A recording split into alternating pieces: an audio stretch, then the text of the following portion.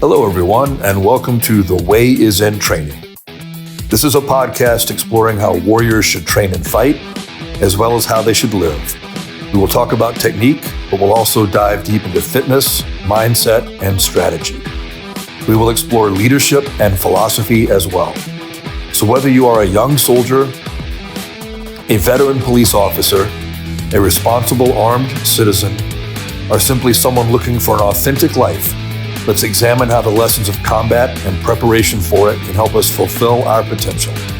Let's explore the way together and learn how the discipline of training can show us our true selves amidst the chaos of life.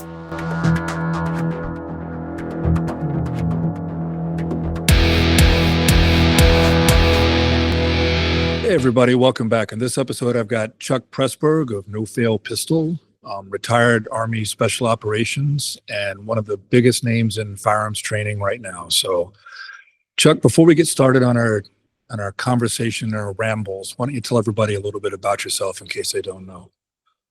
Yeah, originally from Louisiana, grew up in Chicago though.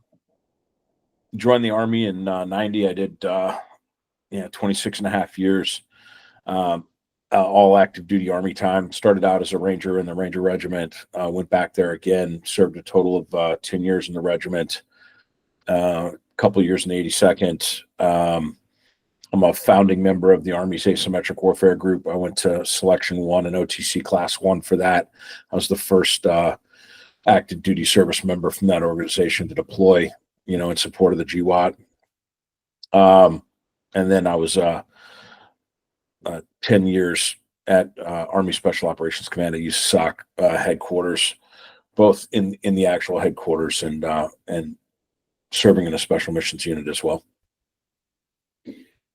So got out in 2017, started a training company, and I've been teaching, pistol, rifle, CQB, night vision, whatever the client wants since then. Open enrollment, closed enrollment, LE, and contract gov. So one of the things, and I'm thinking about this just because you mentioned nods, right? Like, I think I'm a pretty sophisticated end user on night vision. I've used it a lot. I've done a lot of stuff under nods. When you start talking about the capabilities and technical requirements of the pieces of equipment that we used, I'm always blown away by how much you know about that stuff that never even occurred to me. Yeah, that was, not everybody can be on the line the whole time. Whether you're in the infantry or you're somewhere else, you end up, after you're done with your team time, squad time, platoon time, whatever, you got to kind of hang out until you go to the next level and do the next thing. And so when I made the E7 list, all the platoons were taken up in my Ranger battalion, and we were basically holding to see how the turnover worked out. You're one DUI away from needing another E7. And so I went to battalion headquarters as an E6 promotable, waiting for my 7, and as long as I didn't pin 7, they didn't have to slot me in a 7 position. So I worked at battalion headquarters as the 1st Ranger Battalion Force Modernization NCO. That's where I went to my very first SHOT Show. It was January 2001, before 9/11.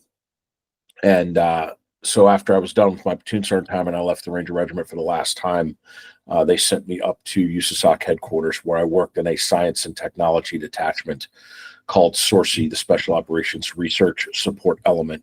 And we were basically OPCON to US SOCOM to do science projects. Prior to the war, there was an entire ODA out of 5th Group that had that mission, ODA 596, and their job was to be the test guinea pigs for any advanced stuff that SOCOM was looking at. If it wasn't ready for the end users that were going to get it to put it through its paces to field it, and when it was still being developed, they wanted end users in further out. So it's different than like a soldier touch point, which is where they take like next gen squad weapon and have a squad of 82nd kids do a live fire with it, right? They need guys that are savvy on gear, how it is used by the end user, to be able to talk with the vendor and engineers, scientists, all that stuff, to try to fix it before they get too far down the development rabbit hole. Ideally, if they can show me the widget on CAD or SolidWorks or 3D drawings before they've ever even cut a mold, if the buttonology is all screwed up on it or whatever, we can kind of get them going in the right direction, and it doesn't cost anything but the engineer's time. And so I went to this, after Afghanistan fell, or while Afghanistan was falling, specifically the fall of Kandahar, there was a tragic CAS blue on blue that occurred down in the south, and an ODA from 5th Group got JDAM'd, right? Yeah, I remember that pretty clearly.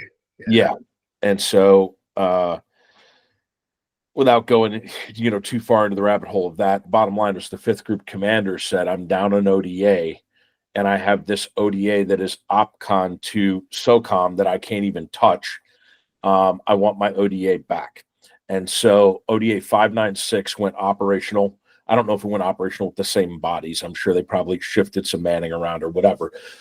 But they got their Green Berets on the IMTO back to be able to be employed by 5th Group. Now that left SOCOM, who now has an explosive amount of requirements that are coming in every day that are combat mission needs, and they don't have any guinea pigs to go test out. And so they asked USASOC to create an ODA at USASOC headquarters to basically replace what 596 did.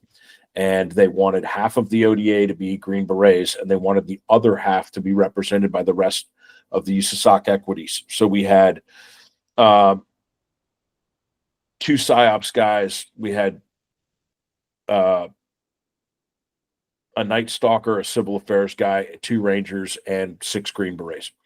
Was the organization of Sorcy. So two platoon sergeant level Ranger NCOs left the Ranger Regiment. I was one of the 2 of them, and we stood up this detachment at USASOC. And so I missed the first 2 years of Iraq, unfortunately, doing this science and technology job.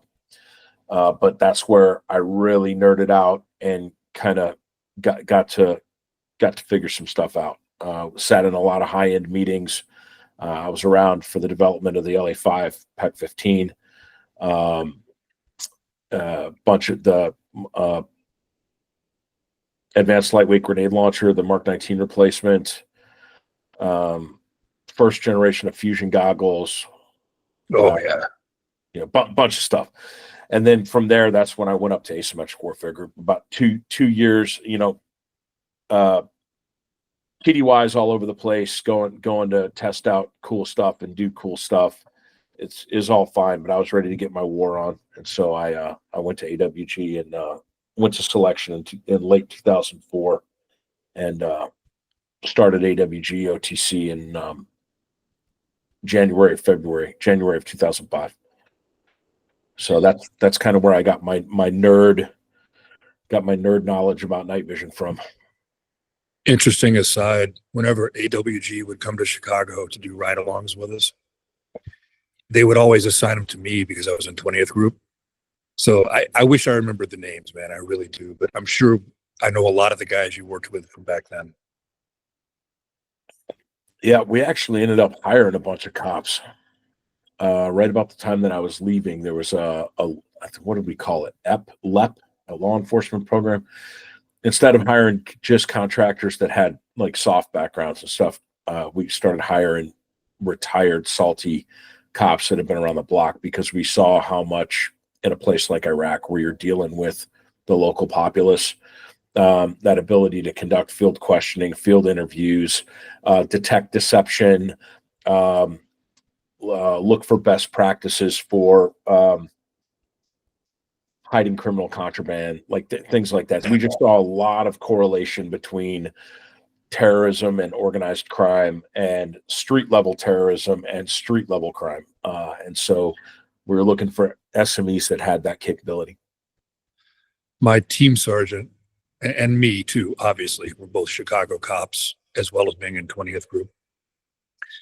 So of course I became one of the ASO guys on the team because it's just a fit. Like it's the same thing. You know, you're talking to snitches, you're doing field interviews, you're IDing people, you're doing searches. It's the same stuff. Yes, sir. Yeah, I tell cops that all the time, but like, yes, there's a difference between being in a war and domestic LE.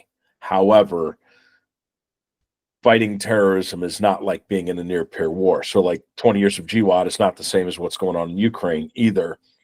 And, you know, at the end of the day, a cellular based terrorist organization is like any other criminal network. But instead of trafficking in human beings for sex or drugs for criminal, you know, enterprise or stolen goods, you know, terrorists' commodity is death. And they're just exporting death, and their entire network is around facilitating that. But other than that, how they talk to each other, dead drops, chain of command, communications, best practices, it's all very similar. I would even take it a step further for Afghanistan, not so much for Iraq, is that because of the nature of Afghanistan, right, the tribal nature of the culture, it's like working gangs in Chicago. Like it really is. It's the same kind of worldview. They had the same kind of worldview. You know, they're not Afghans, they're Hazarans or Pashtun, or, you know, it's, people think it's a country. Afghanistan isn't really a country. It's a geographic region populated by tribes. Their allegiance and their personal identity is tribal, not cultural. Yep. And we saw that in parts of Iraq. We figured it out late in the war. But yeah, you step 1 foot in Afghanistan and you just know it's all about the tribe. I do like working with the Hazarans, though. The scions of Genghis Khan. Those little guys are a lot tougher than most of the Afghans, in my experience. Yeah. So how did the technical knowledge help you out on the training side? Like, how did that help you later on working out the training piece, both in your company and when you were training troops, when you went back to the regiment? Like, how did that help you out? How did that impact or inform the training piece? Yeah. So, I mean, when folks are given night vision, and there's either not a good training plan, or it's very rudimentary,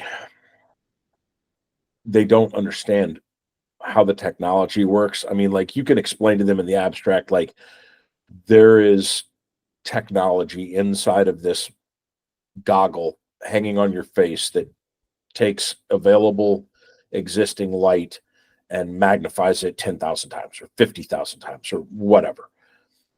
So they're light amplification goggles. That makes sense. And they're like, okay.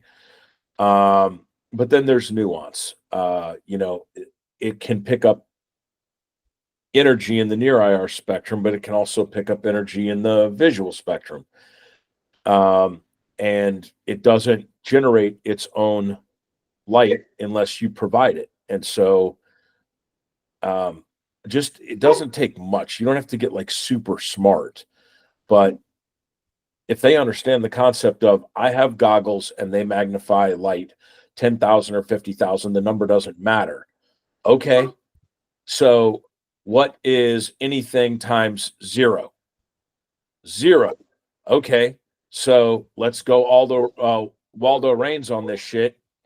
What does that mean if you're fighting in a fucking basement?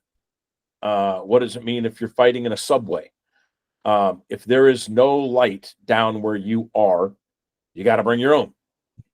And then the other like kind of easy way to leverage what you already know and tie it to what you think you don't know is that light pretty much acts the same regardless of what wavelength you're in. So if I take a new SWAT cop that's never been in the DOD, or I take a new private in the DOD and I say, I want you to think about everything that you know about using a flashlight. Okay?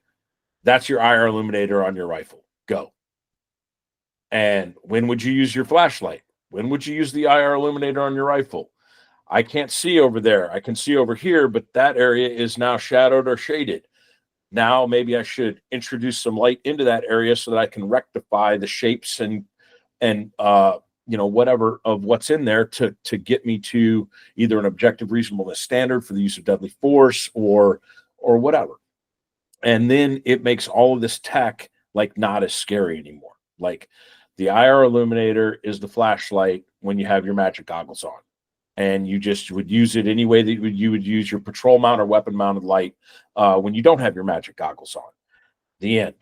And it really demystifying the fact that this technology is just helping you see further to the right on the electromagnetic spectrum. It's not a big deal. You actually know more about fighting in the dark than you think you know. If you made it through FTO and didn't get fired, you probably know a little something about white light usage, on mids or third shift, and you can apply all of the shit that you learned from your FTO once you put your magic goggles on and I put a fancy box on your rifle. All of the principles are the same. You come from a police family in Chicago, right? My dad was not a Chicago cop. My dad was actually a Louisiana state trooper, and we went up to Chicago because he was one of the 2 cops selected to attend the prestigious Northwestern University's Traffic Institute. Yep. So it's a 100-man class, 2 troopers from each of the 50 states, 2-year associate's degree program or whatever. And so my dad went TDY to Chicago for 2 years to go to college at Northwestern. He brought my nurse mom, total cliche family, I love it. Brought my nurse mom up there with him, and they ended up getting a divorce, and she stayed with me, or I was forced to stay with her. So dad came back after the end of the 2 years with a diploma, but no wife, no kid. And all too common a tale in both law enforcement and the military. And the reason I ask was usually third shift in most places is not the same as in Chicago. And in Chicago, third shift is afternoons and first shift is midnights. And you said it that way. So that was why I knew you had law enforcement in your family. I just wasn't sure on the particulars. Yeah. Both of my brothers are cops, or were. One of my brothers got out and went to go work on oil platforms. But my youngest brother is captain of the shift, senior shift captain, whatever. He's the captain over all the watch captains for the 3 shifts in one of the parishes in Louisiana. He's been he's been a sheriff's deputy for 15 something years. Which parish? St. Landry. Oh, I know right where that is. I've actually spent time in both Louisiana and obviously Chicago. So yeah. Back to what we were talking about before we go too far down that rabbit hole too. I think that, how can I articulate it? Like night vision, people think it's, like you said, it's the magic goggles, right? Like it just makes everything, and there's a lot more to it than that and less to it than that in other ways, It's not like all of a sudden you see perfectly. Right. Yeah. And I think getting people to understand the limitations and how difficult it can be. I mean, it's come a long way from, oh my God, the first pair of nods I ever put on were the old gargoyles with the single tube and the shoebox. Mm-hmm. Oh, TBS 7 alphas. Yep. Oh, that was horrible. That was just, you were probably better off being blind, to be quite honest. Like no depth perception, no field of view, very little, just very little clarity. Like, it was difficult to find your way around in those. They were not they were not very sensitive. They could not magnify existing light nearly as well as the systems that we have today. That was the first set of goggles that I was issued.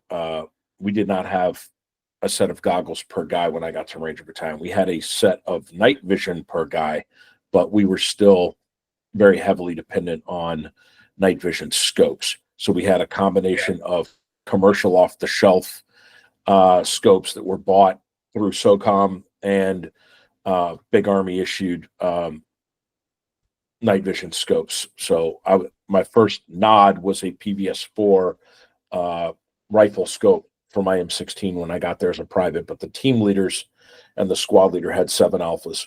And I think we were pretty much pure fleeted in the Ranger Regiment by 95,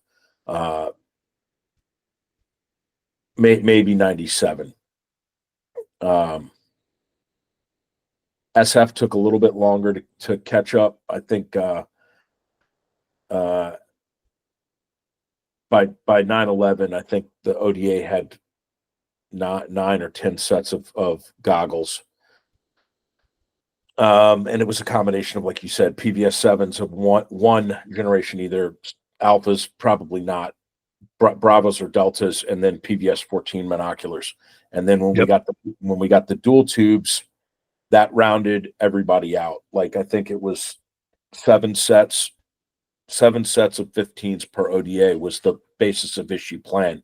I'm sure you could go talk to some ODAs that would want to fight about that. It's like, hey, bro, sorry, your SF battalion commander and a bunch of other people that weren't authorized to have dual tubes stole the line's goggles, because they were like, that's bullshit. We had 8 sets of monoculars and 4 sets of the dual tubes. And I'm like, yep, somebody fucked y'all, because the basis of issue plan was 7 sets of dual tubes for each ODA and the other 5 sets being monoculars. So that really kind of locked you guys into nods per guy. The one thing I liked about the monoculars was that I was able to preserve my night vision with the other eye. That was the one thing I liked about them. I saw some drivers that in places like Iraq, where you're driving around on streets that have Iraqi cars on them and their headlights are on, they like the ability to come around a corner, there's an Iraqi car coming at you, close the eye that's behind the nod, open the other eye, not be blinded, not crash the MRAP into anything, pass that guy, and then flip eyes again and open up the nod's eye and be able to see once the white light had passed by on the road. So there's definite benefits to each. But those 7 alphas sucked. Oh God, they were horrible. It was just awful. I mean, it seemed cool at the time, but in retrospect, it was not that cool. No, I went to Ranger school in 92, and desert phase, I was issued a set of PVS 5s, which is the Ghostbuster goggles with the two tubes, but the big face thing. And helicopter pilots, they flew those in the late 70s and early 80s, and I put these on. I'm like, oh my God, I wouldn't even walk across a desert where you can't even really fall into anything in a desert. It's flat, I don't even want to walk across a desert with these motherfuckers on, much less fly a Huey, in between buildings and shit, early issue Task Force 160 stuff. But yeah, it's crazy. Yeah.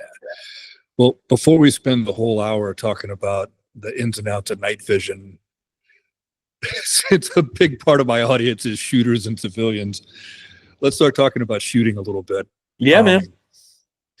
So I want to start off this by kind of alluding to a conversation you and I have had a couple times about how I start my class off with basically bullseye shooting.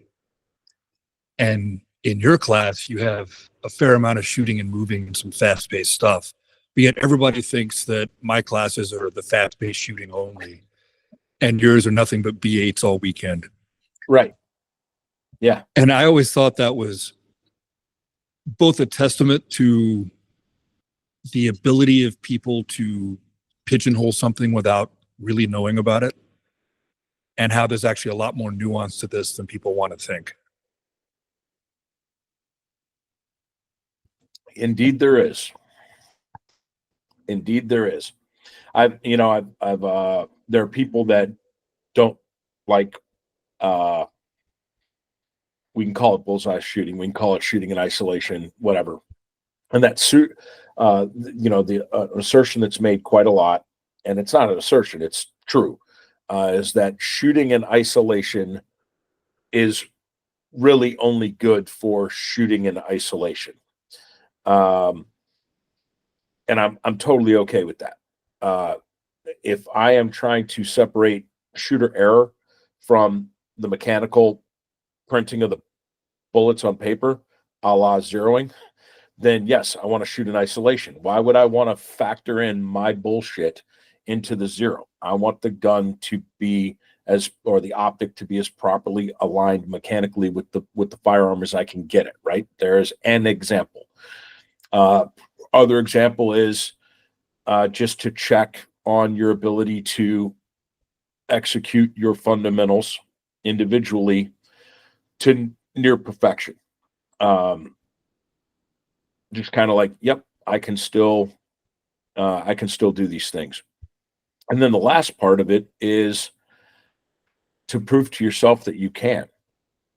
Yeah. If you can't do something at 70 degrees on a sunny day with all the time in the world, then of course you can't do it under any circumstance higher than that. So if I'm asking you to raise your bar to another level, and in this case, we'll say accuracy, and no one has ever asked you to shoot as accurate as I know that you're capable of shooting, and I'm just trying to pull that out of you, then the first step is let's show you that hitting this small thing or this thing that's many, many fars away, because they're both shooter difficult, or they're both shot difficulty, it doesn't matter.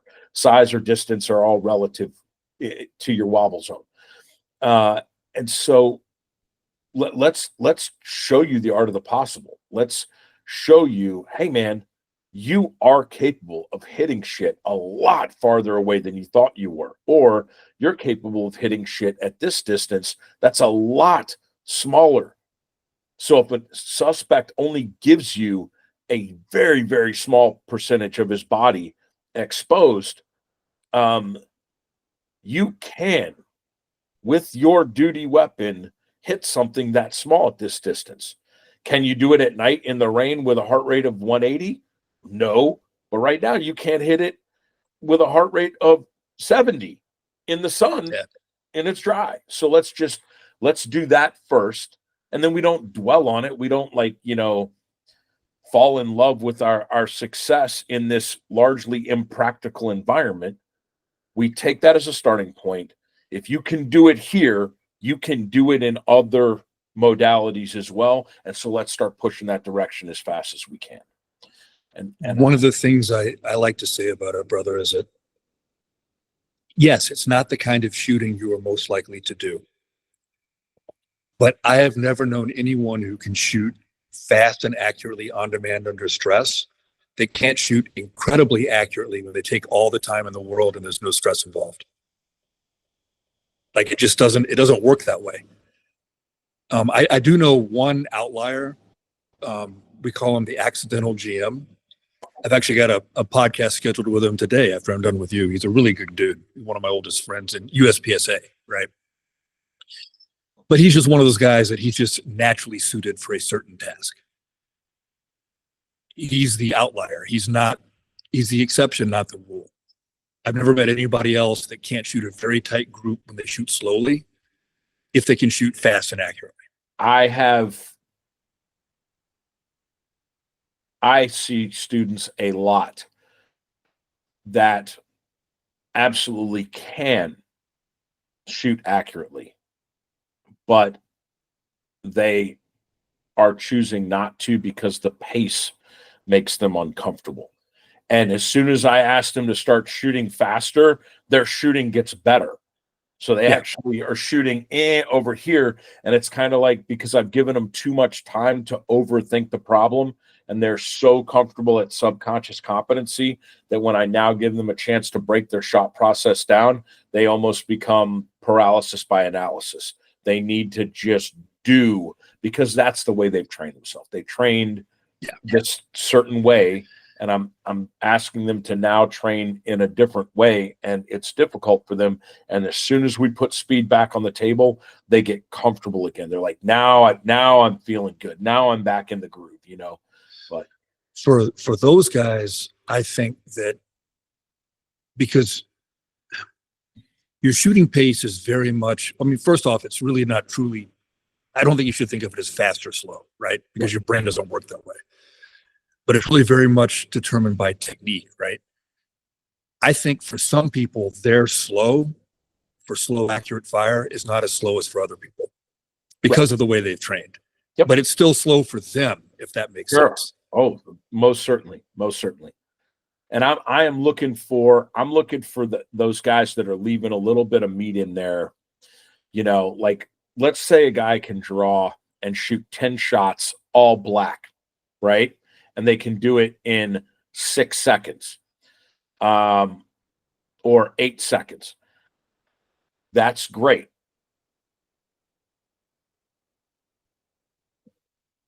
What if you need to shoot 1 shot, but it needs to be in the 10? Can you modify your behavior enough to deliver 1 well-placed, accurate shot if that's what the situation calls for? And the reason why I say that is occasionally in life, the bad guy gives us more time. Maybe he's running his mouth, talking about how he's going to cut his wife's head off or whatever, but he's running his suck hole. He's not actively sawing on her neck. That means essentially whenever the violence is initiated is on the cover officer. It's not on that guy. You're not reacting to a dude shooting at you or maneuvering on you. You are deciding in the totality of the circumstance that if you let this guy stand there with that knife long enough, the chances of him getting agitated and actually cutting on his wife are going to go up, and you can justify and articulate that, you're going to go ahead and take him. But whether you shoot him now, that's on you as the officer. So the bad guy has now given you all kinds of time to check on your grip. You never get a chance to check on your grip. The grip is just what it is, right? And maybe in between targets, if you know you're like, you got some pinch going on, maybe between targets you can get some more on the gun.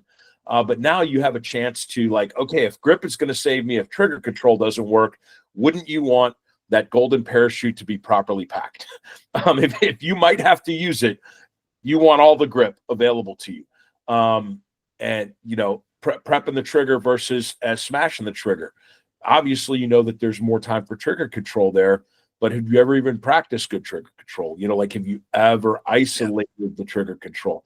And that's where these nuances are just a tip that you can take away so that if you have time on the shot, you can increase hit probability. There are guys that if you give them more time, hit probability goes up. And there are guys that if you give them more time, hit probability doesn't go up. They're either going to hit it or they're not. You know what I'm saying? Yeah. And so teaching the speed guys or, you know, the performance guys to be able to kind of polish and refine that shot process when the circumstance allows for it, I think is a good tool to have. Not only that, like I'm gonna kind of go at this from a different angle, right? So not from the end result angle, but from the process angle. Okay.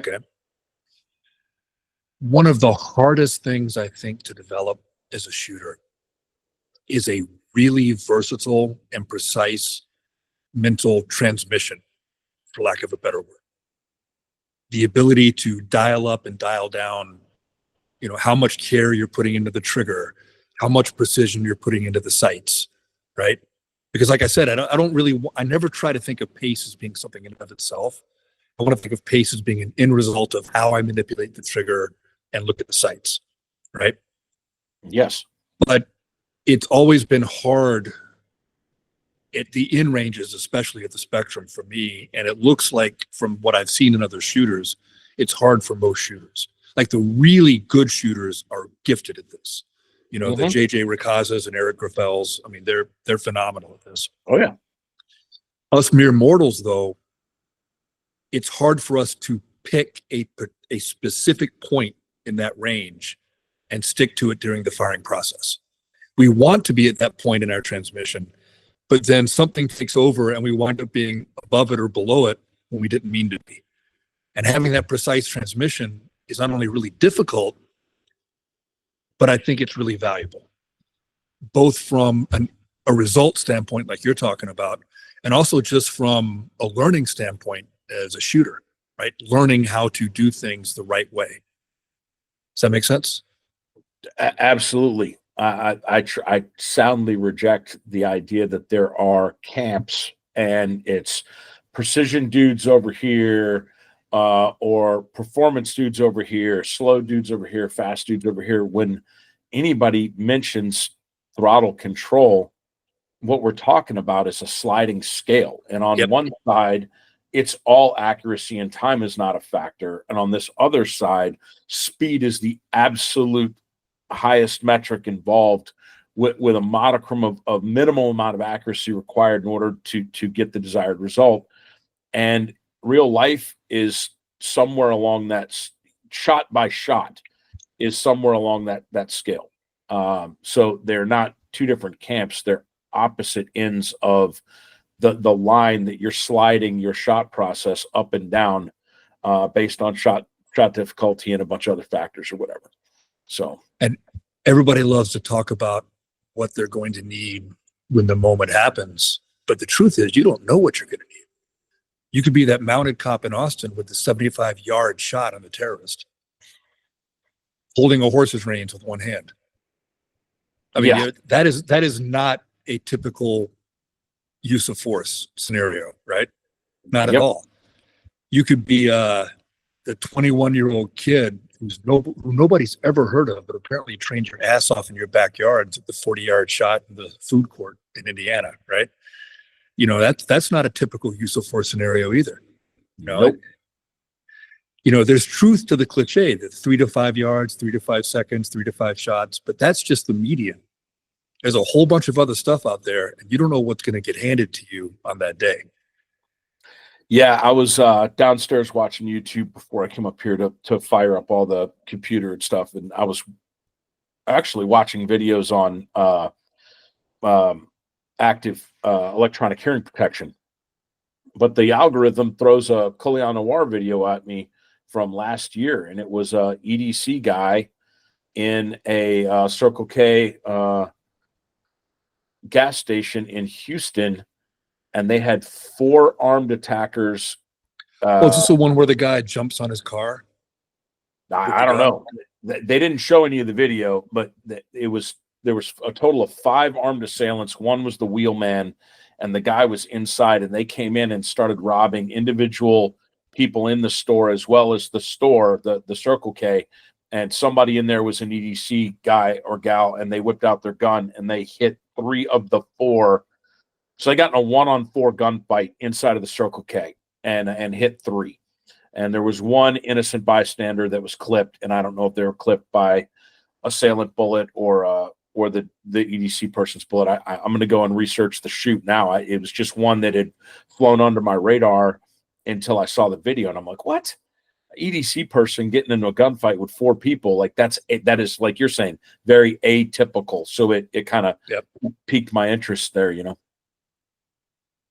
Or like there's a buddy of mine who was a Suburban Chicago Cop, really good dude, and he literally got in the gunfight from heat by himself.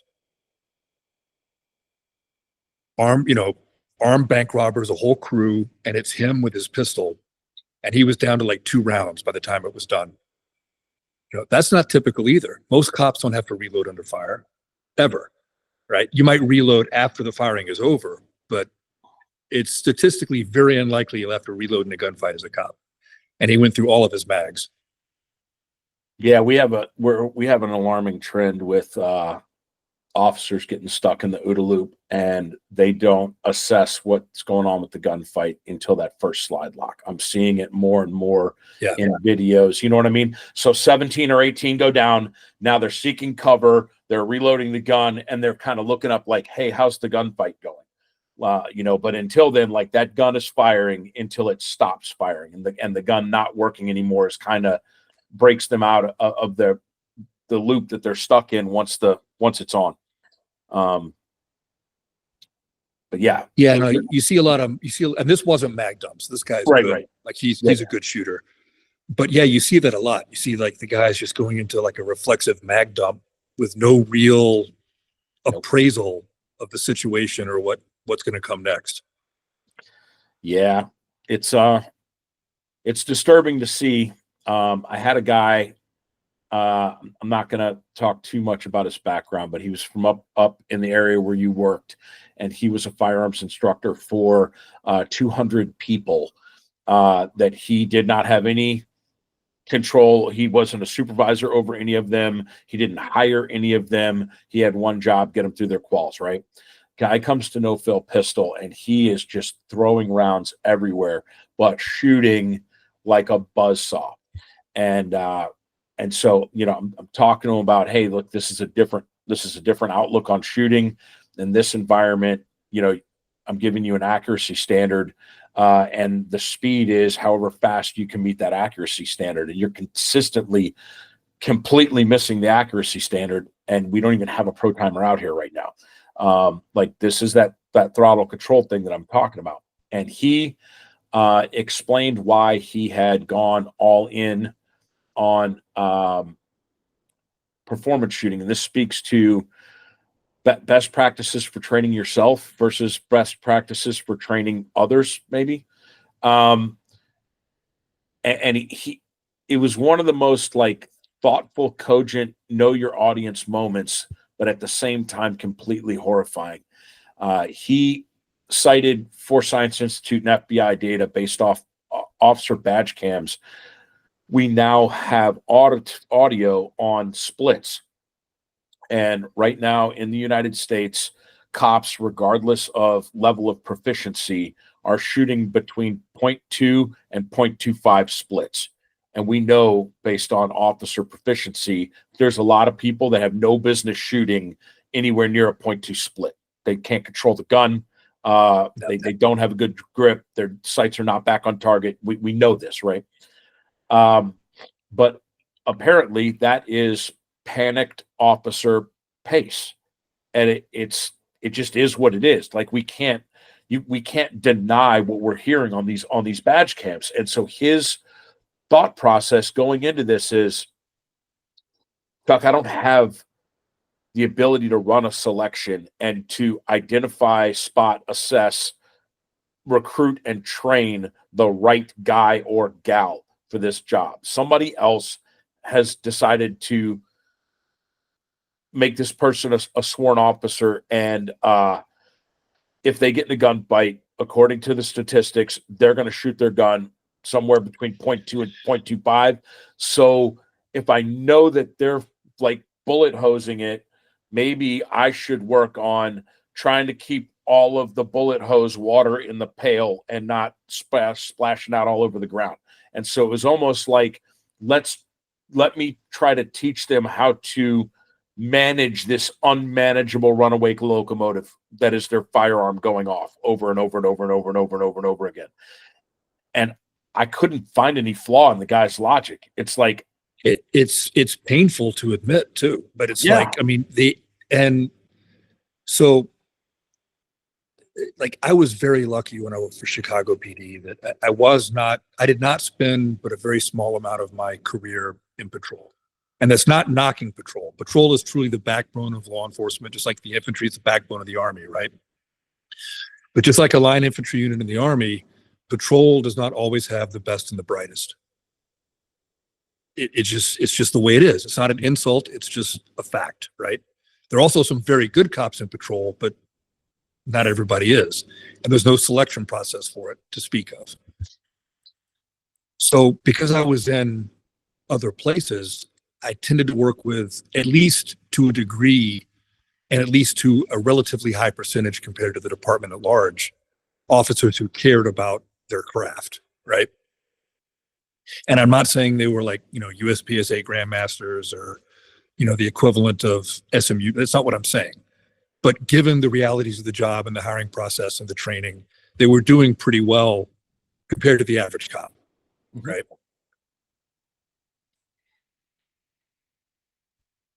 But it's it's a painful reality that is the reality. It's like one of my biggest pet peeves right now is the preponderance of the retreating bill drill. Because I think the retreating bill drill, it's, yes, you see it all the time in dash cam and body cam footage, right? But that doesn't mean it's always the right strategy or tactic. You're seeing it because just like you're seeing those splits, people are doing it as a panic response, right? Are there times when it's appropriate? Yes. But thinking it's going to be what you do every time if you're well trained, because it's what everybody who's not well trained does every time, I think is a mistake. You see kind of what I'm saying? Yes, there's a reality to it. I'm not saying there's not. But that's just like the splits, right? Like, I love USPSA. I love action shooting. I love all that stuff, right? But I don't think in the real world I should shoot faster than a 0.2 split, except for certain outliers. There are times where it would be appropriate, but in general, as a general rule, Yeah, for a lot of reasons. One is I can still make decisions because I'm trained to that speed. I'm trained to a faster speed, so that speed for me is slow enough to make a decision. And two is that it's a very controllable pace for me. It's a very low level, low incident rate of error, low level of mistake pace. So I know it's repeatable and dependable under stress, right? Between 0.2 and 0.25 at, 7-yard open target, for me is a very consistent, incredibly consistent pace. So like for the average cop, you're probably looking at, it should be probably 0.3 really to be that same kind of feeling. You know what I mean? And that doesn't mean there's no training value in shooting splits at 0.15 if you can or faster, because that's how you get to where a 0.2 is a comfortable pace, But people mistake the medium for the message. Mm-hmm. And they want to burn it down all the time, when a lot of times burning it down is just how you get good enough to do it at the right pace.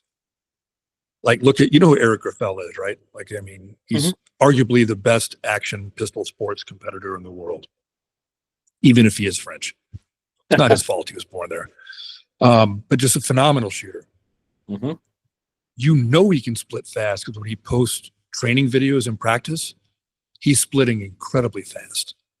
But watch him at the World Shoot, and the splits are very measured and controlled for him, right? So, I mean, they're still fast, but they're not like he does in practice, because he knows that's a 99.999% repeatability for him,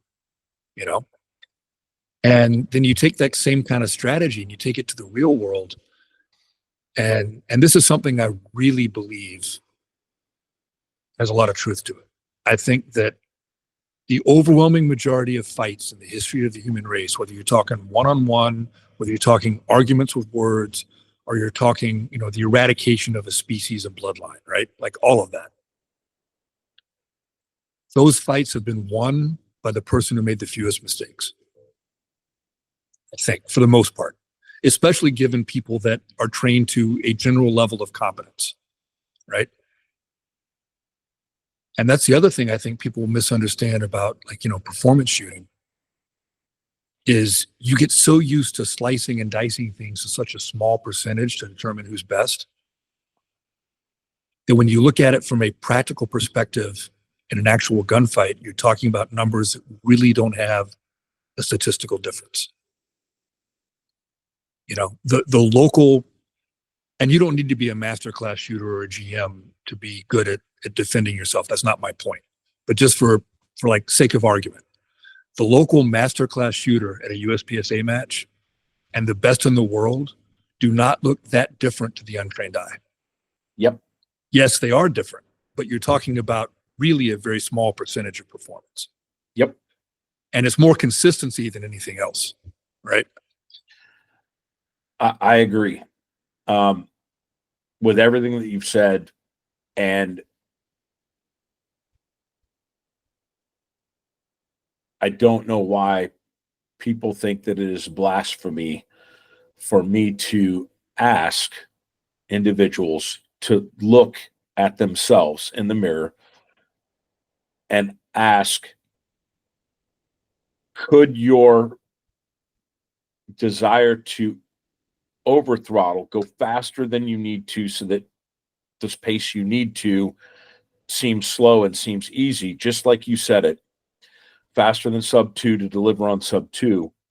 Are you the right person maturity wise? And are you so intently going down the rabbit hole? You know how they do with the Instagram, they get the thing and then they focus on the thing and they'll throw rep after rep after rep after rep. And at what point does over throttling become your default setting? Have you gone out and chased the brass ring so much that you are not going to be able to settle down? We all know the performance guys tell the FUDs, if you think you're going to be able to shoot faster accurately when it counts, you can't. If you are only able to shoot accurate slow, you're not going to be able to shoot accurate fast the other way. If that argument is true, then is somebody on this end that is not going back and placing themselves in different types of stages and different types of events and metrics to kind of check on their learning along the way? Are those people also in danger of potentially coming out of the holster too hot because that's all that they've done, because they've been chasing these numbers or chasing the sub-second draw or chasing whatever? Are you going to come out of the holster with a sub-second presentation and a fucked up grip and then have to get into a 3-suspect 8 to 11 round fight where your grip is not optimal because you've been doing one-shot draws times fucking 4,000 rounds trying to get your 0.9s down to 0.7s, and your grip happens to be fucked up coming out of a level 3 with a 0.9 first shot, and now you've got a compromised grip for the other 9 or whatever.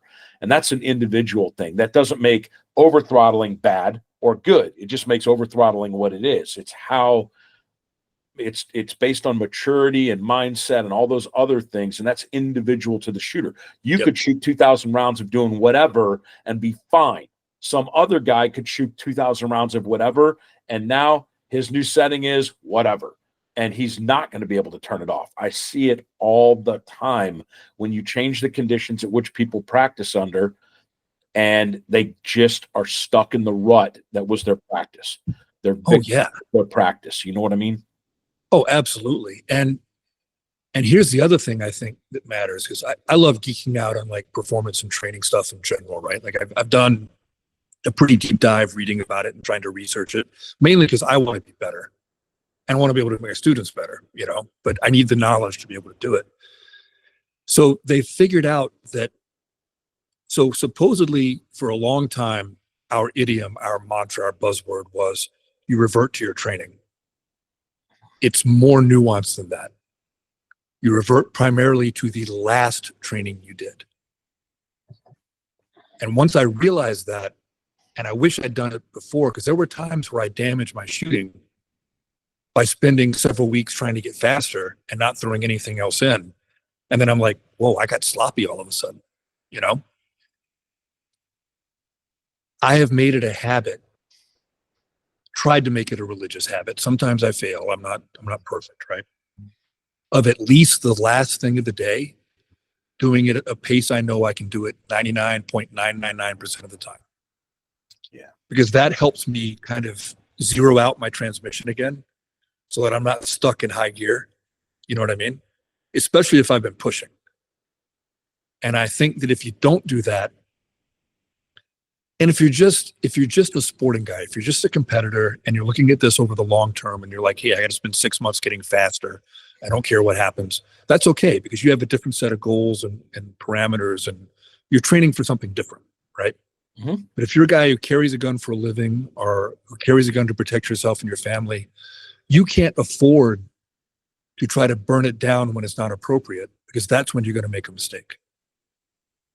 Like, I guarantee it. Under stress, that's when you're going to make a mistake. There's a reason why, like, let's take the bill drill, right? So they had the bill drill challenge at USPSA Nationals a year or two ago. Not the first time they did it, but the second time they did it. And that year, they also had a bill drill stage in the competition. A stage that was just a bill drill. You know how many people did that bill drill in under 2 seconds at Nationals on the Super Squad? I think it was 1. Yeah. And these are people that can do well under 2-second bill drills all day long in training. But they knew that under stress, the disaster factor was too high if they did it at that pace. And there is no way I can do under 2-second bill drills on demand, but I am not the shooter these guys are. So why would I think that under stress, I should do it under 2 seconds? If they were worried about making mistakes and they're way better shooters than I am, what makes me think I can do it?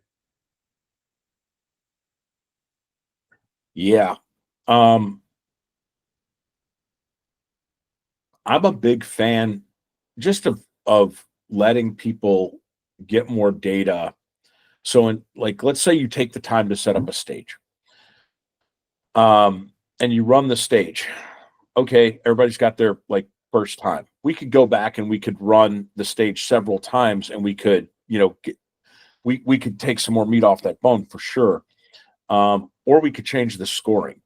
And that's where guys really have to now think about that carefulness versus efficiency of speed and movement. So let's say we run regular USPSA hit factor on the first one, and then we do time plus penalties on the second.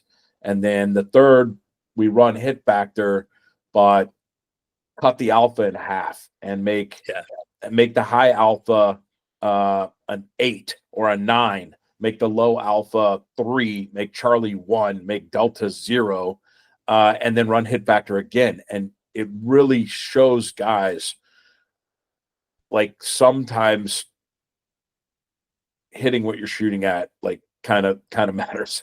And it just gives them different varying things. They can still be the best guy shooting into or shooting out of position. They can still be the most efficient guy, at doing all of these other things, which is amazing. And that's why I kind of like doing that, because I'm not putting them behind a B8 to show them that accuracy matters. I'm letting them in their own natural environment see that accuracy is relative. Is a C zone good enough? That depends on the bad guy. The bad guy gets to vote on whether they're going to allow your C zone hit to take them out of the fight. If they get hit in the rib and it gives them a lot of stimulation and now they've got a lung wound, still not going to kill them for another 15 minutes, but it might hurt a lot, and they might decide, yep, I think I am going to go back to jail today. And one round in the C zone could be enough to take suspect A out of the fight. Suspect B could be completely drunk. He doesn't even fucking feel that you shot him in the rib, and he's got a pneumothorax because he's inebriated. And that C zone is not going to have any no effect or change to his demeanor at all. You might not even know that you hit him if you weren't reading your sights, because he's not going to let you know that you hit him. So now it brings shot calling into it, and modifying your stage plan based on what your sights told you, not waiting for the suspect to let you know how the gunfight's going. Your sights are going to tell you how the gunfight's going. And so you could run that same stage with the same group of guys, same squad of guys, and just run it with 3 different scoring metrics and let the guys see, this is how you stacked, where, absolute efficiency is most important versus absolute accuracy is most important. Same guy, same bad guys, same distances, same no shoots, everything else. And now we're not just, tickling on our own balls, running the same stage 3 times, trying to get our footwork right or whatever.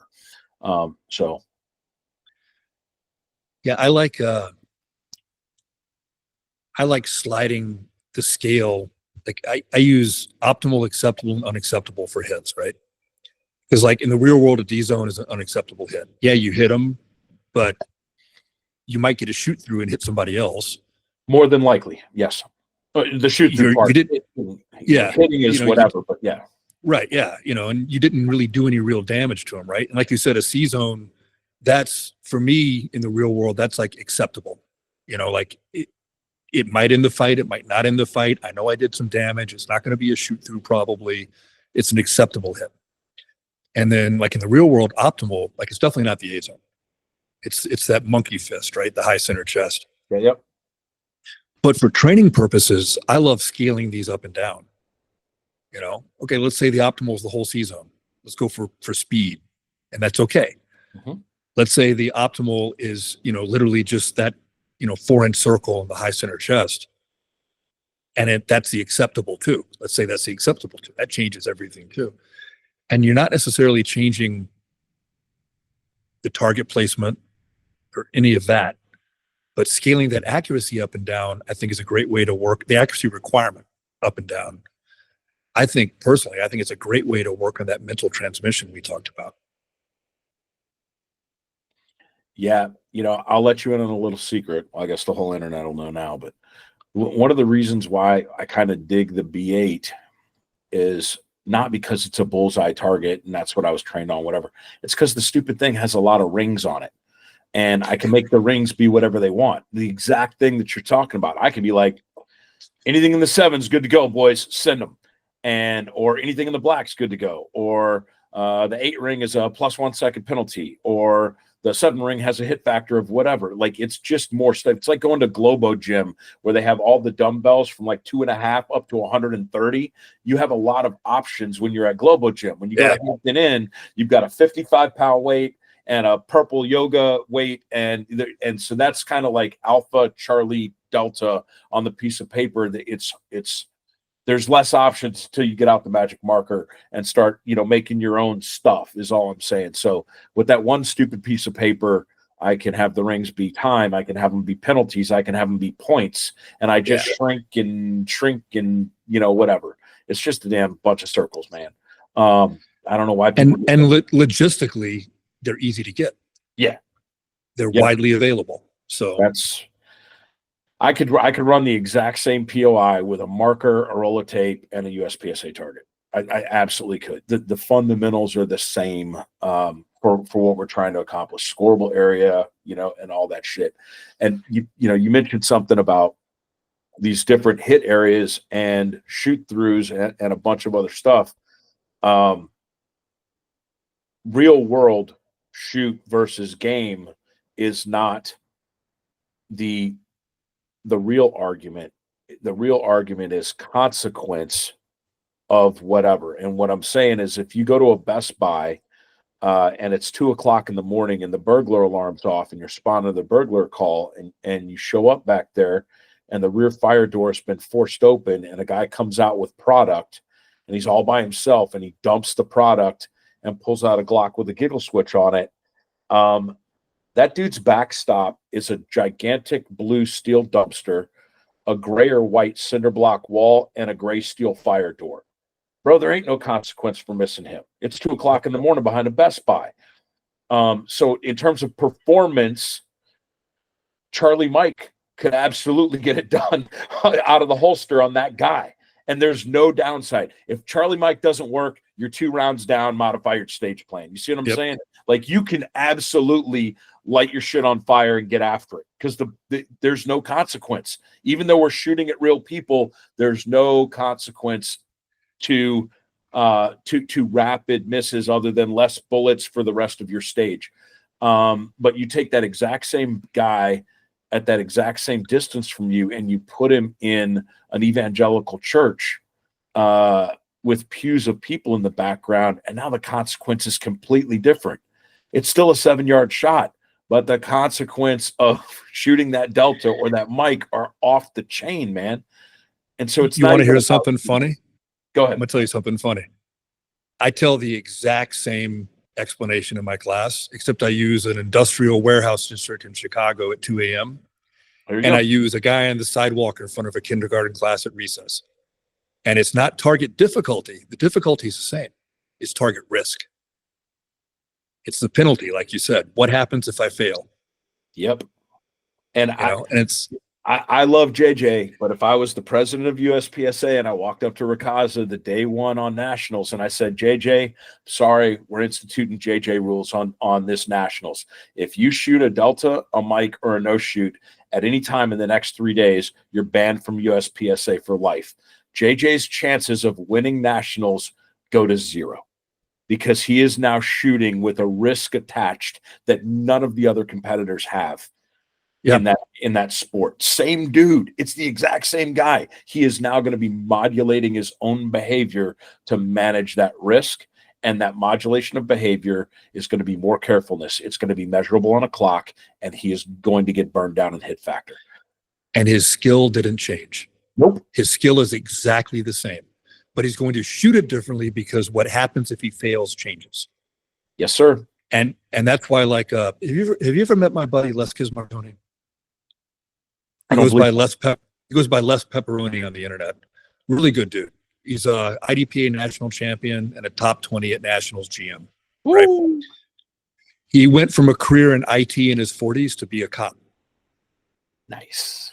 Yeah, does BJJ. He's the kind of guy you want to be a cop to, even though I talked him out of it because law enforcement is what it is, or tried to talk him out of it, I should say.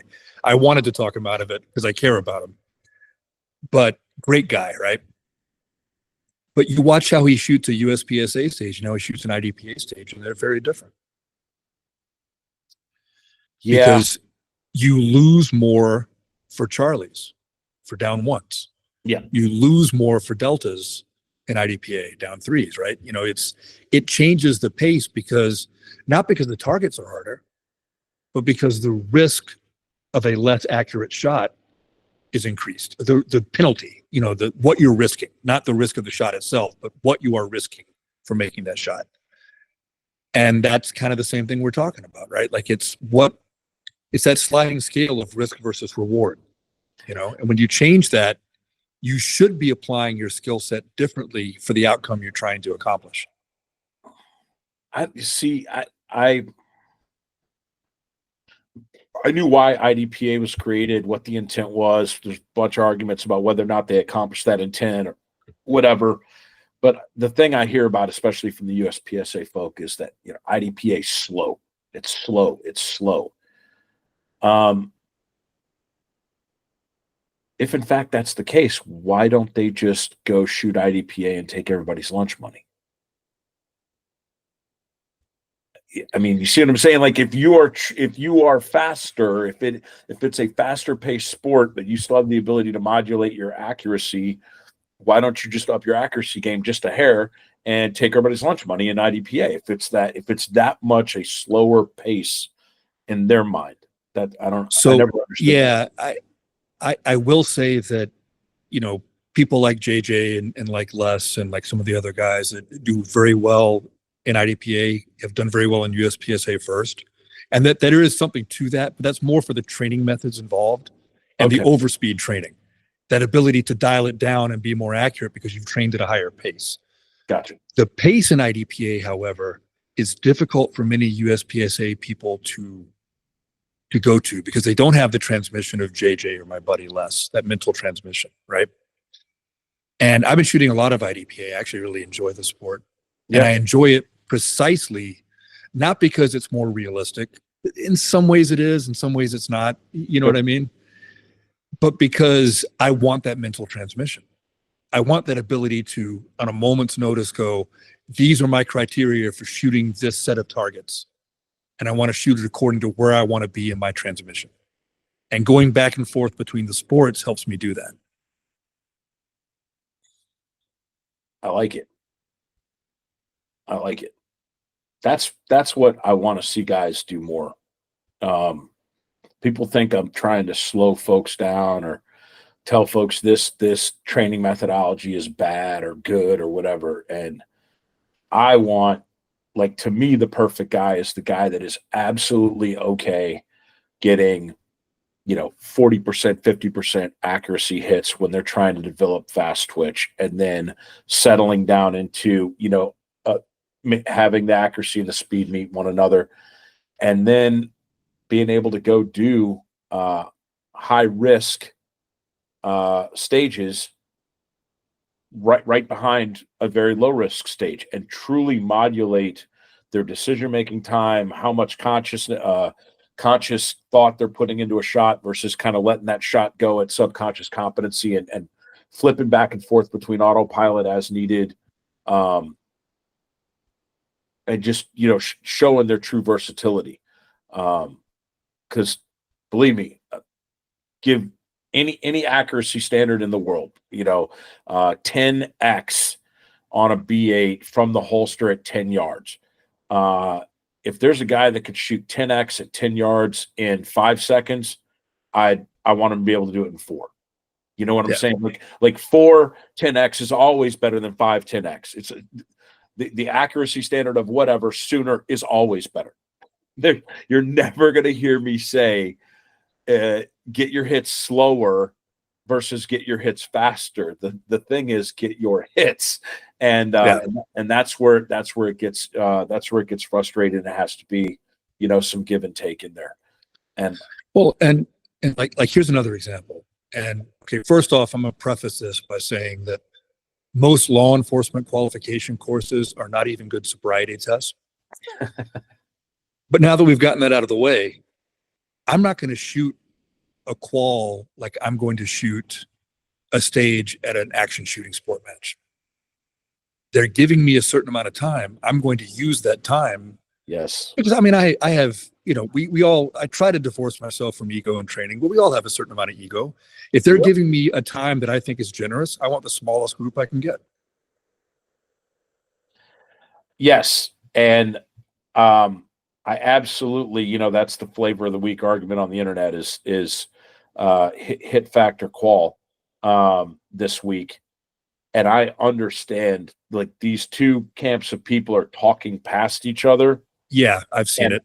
And I'm emotionally unattached, and I'm absolutely able to see all of the positive points that are being made by both by both sides there. And it's what you were saying. And I say it 100 times in class.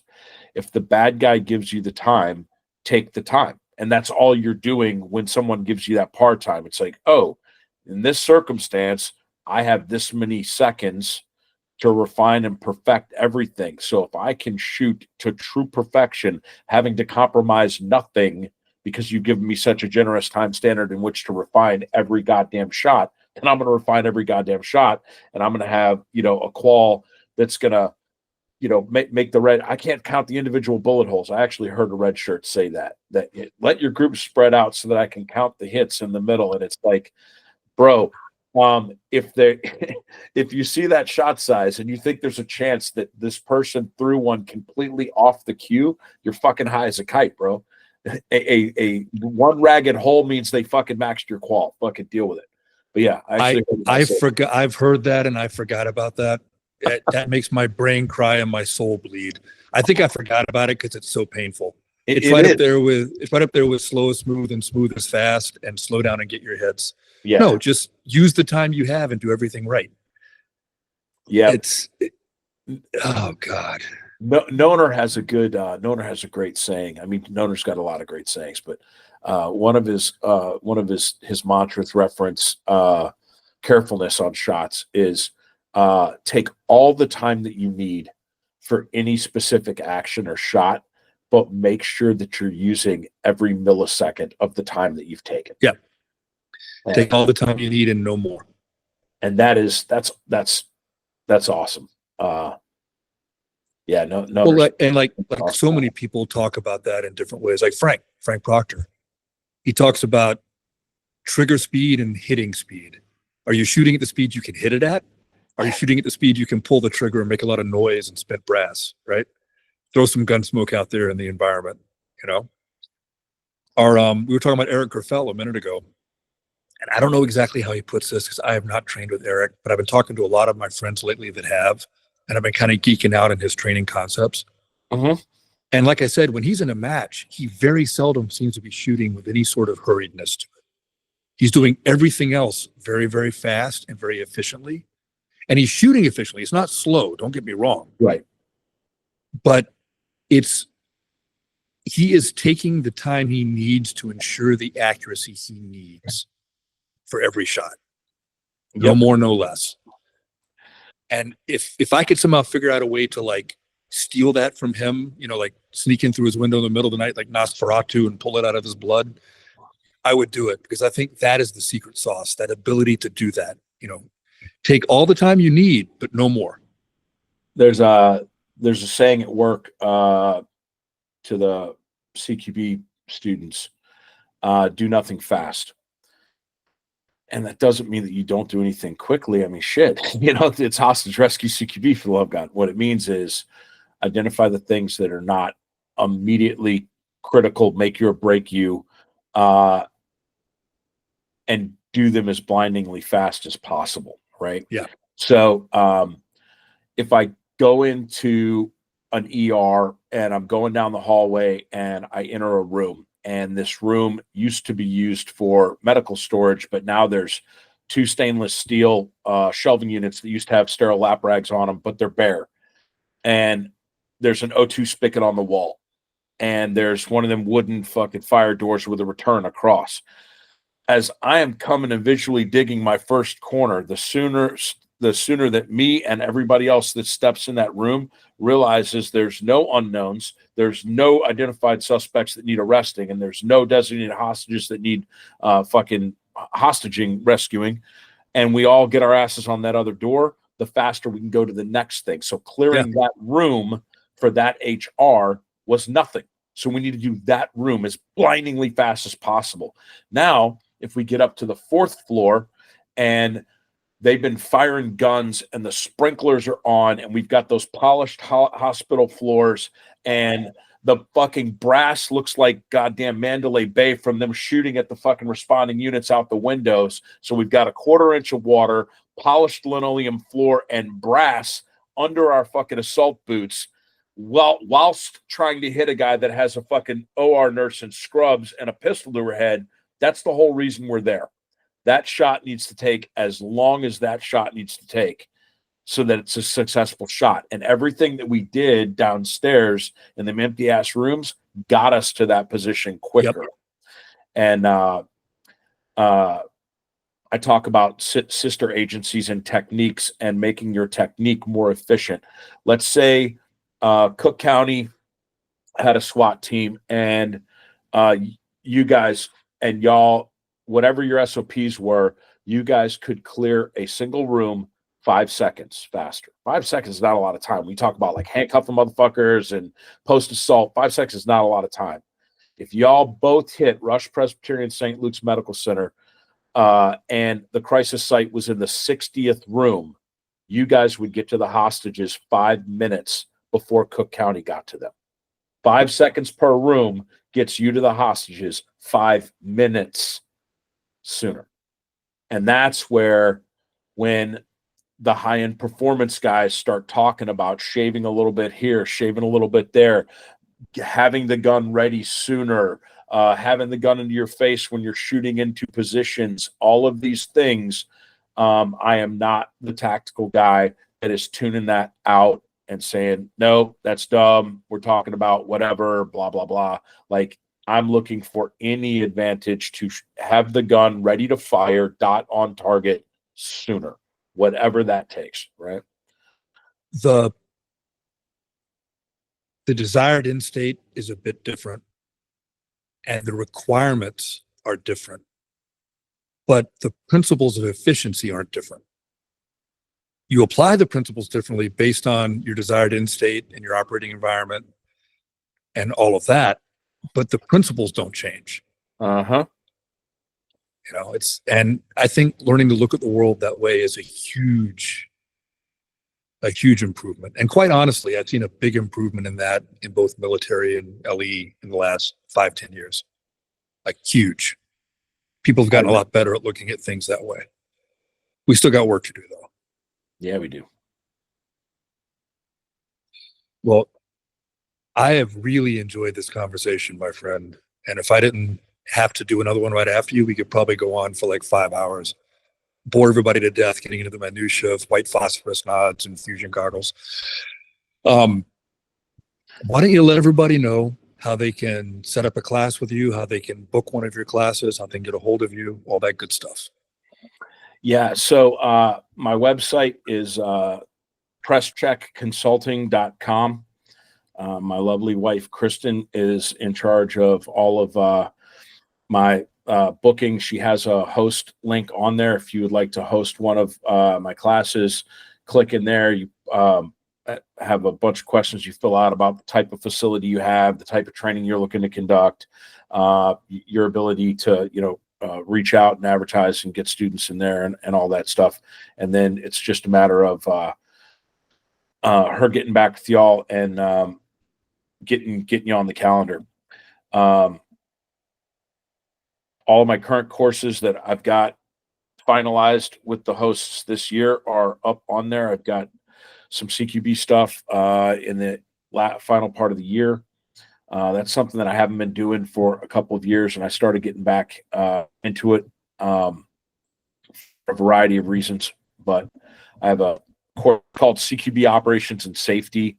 It's a CQB class. It's CQB 101, but it's a train the trainer, not a train the trainer, excuse me. It is an instructor development course as well. So the students are their own guinea pigs, and then the students are also peer grading each other in how to AAR a run. It's less about the tactics. It's more about the conduct of the training. There are people that have live fire shoot houses, agencies, SWAT teams, whatever. This is a good thing for like SWAT team leaders, range masters, guys like that to go to. We talk about target placement. We talk about the whys. We talk about the safety of cocking a house, how to set up a house so that the floor plan and the conduct of the run is driving towards a teaching point. And then the students will go and set up the house under my guidance based on those principles. I'll look at their run. They'll explain to me, why the target layout is the way that it is, et cetera, et cetera.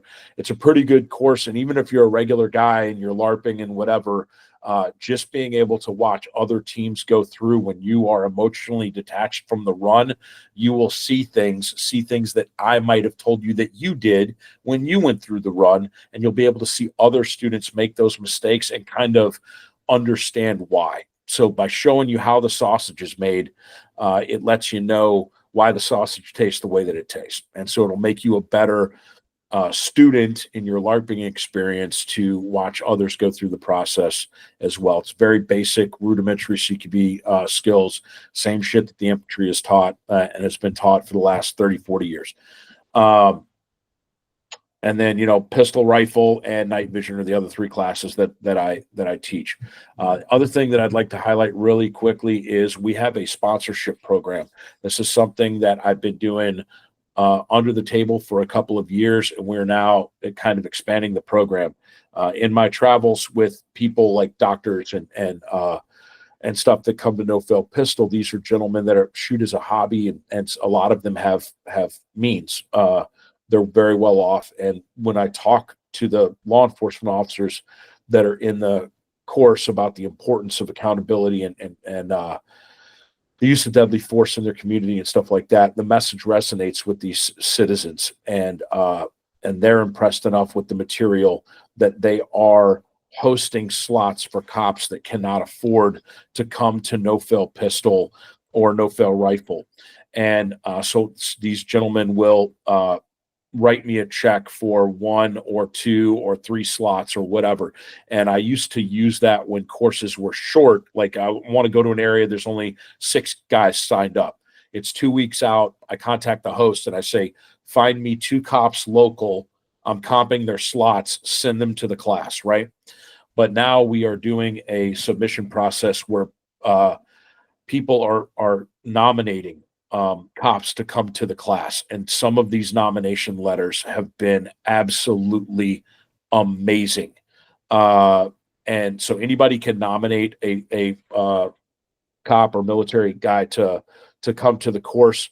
I just want to kind of highlight that if you are interested in sponsoring an officer to come to one of my classes, contact us on the website, and Kristen will arrange to take that payment. And if you are have a cop that you think absolutely needs to attend No Fail Pistol or No Fail Rifle or whatever, kind of think in the back of your mind why that officer, why you would like them to go. And the next round, I think we've got 54, 55 nominations right now. We'll open up another round. So if you're not on our email roster, get on that on presscheckconsulting.com. And when we do our next round of scholarship submissions, you'll be able to nominate somebody for a scholarship to attend a Chuck class. So, brother, thanks for letting me get that out there. No. That's a worthy cause, and that's really cool that you're doing that. So, I actually think I had somebody I want to nominate. I'll talk to you about it after we stop recording. Yes, sir. So, all right, everybody, listen up. Chuck is should be very obvious after this conversation, is a true SME and professional. So if you get a chance to train with them, you need to get out there and train with them. I don't care if you're a competitor, law enforcement, military, self-defense, CCW guy, it's well worth doing. So make sure you get to a class and take it. I hope everybody enjoyed the conversation. If Chuck agrees, I'm going to try to have him on again, because I think we could probably talk for about 6 more hours and not even scratch the surface. So hopefully we'll be able to make that happen. Hope you all enjoyed the episode, and I'll talk to everybody next time.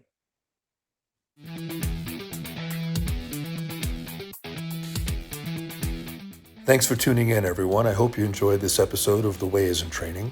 Please come back again as we explore how training makes us better at our craft and better in our everyday lives. See all of you soon.